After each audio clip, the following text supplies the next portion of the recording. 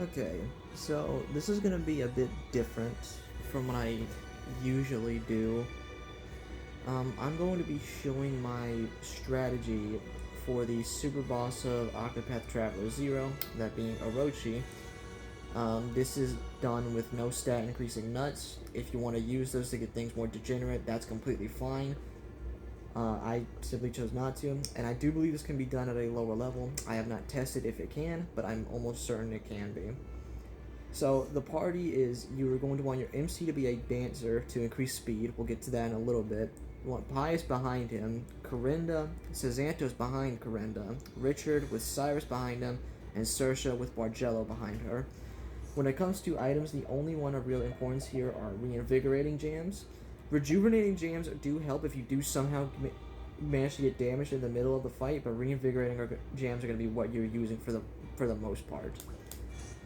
When it comes to equipment, the MC has speed enhancing gear, so Befuddling Dagger, Divine Windstorm Fan, High House Shield, Hasty Helm, Lord's Robe, as well as a Sprightly Necklace. Corinda's gear does not matter. Richard's gear does not matter. Saoirse's gear has speed gear as well, but not to the extent of MC. But not to the extent as MC. The best case scenario is that MC goes before Saoirse.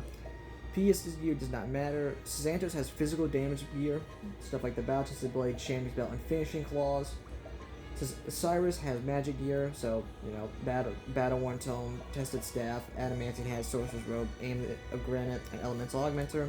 And Bargello has a Sandstorm Black Mandible, which gives him an extra BP at the start of the battle, which will be important.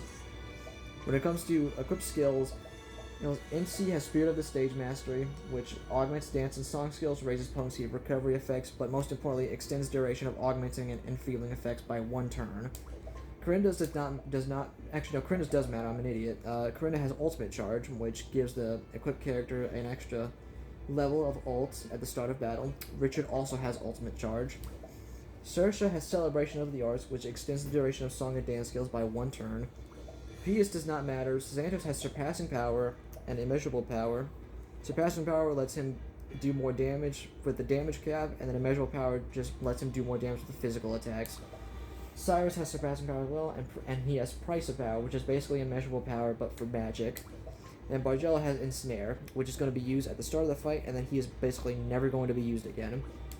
A few more minor notes: make sure you go into the fight with all ults charged up, as well as make sure everyone else is in the gym for XP, E, and JP. And yeah, let's go kill a dragon.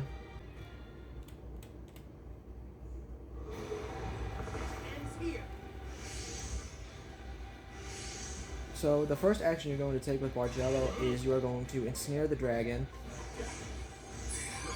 and he is never going to be used first in the fight. So here, MC did go first, so we are going to be using Doter's Charity on Saoirse.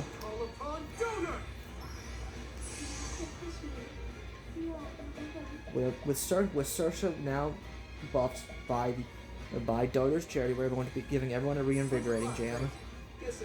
With Richard, we're going to use his ultimate, just gives everyone a bunch of buffs, and Corinda is going to be using her ultimate, which gives everyone 5 stacks of sidestep. So with Saoirse now, she is going to use Ruinous Aria on Cyrus.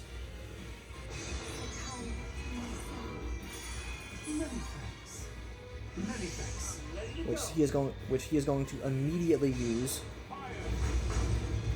This is ult. So MC is going to use Doter's Charity once more on Saoirse.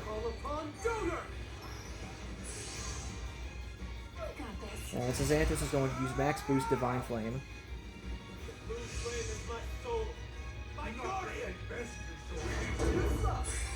Pius is now going to use his ult, which is Scales. He's going to debuff the enemy's defenses and buff our attack. Saoirse is going to use another reinvigorating jam. Cezantos is going to use his ult, Shadow Cleaver. Cyrus is going to use his ult once more, Grand Trinity. And this is basically going to be the overall strategy.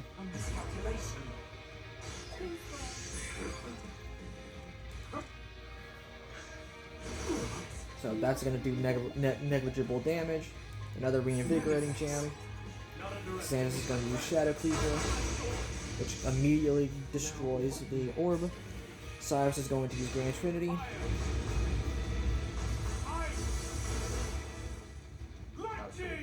Here with MC, you can kind of do whatever you want. I personally like using Aver's Artifice to steal a jam.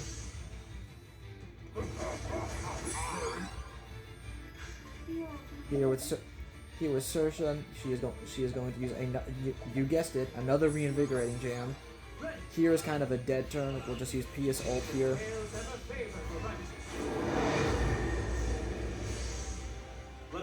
Xanthus is going to use another Shadow Cleaver, and Cyrus is going to use ult. Which, by that voice line, you know the boss is dead.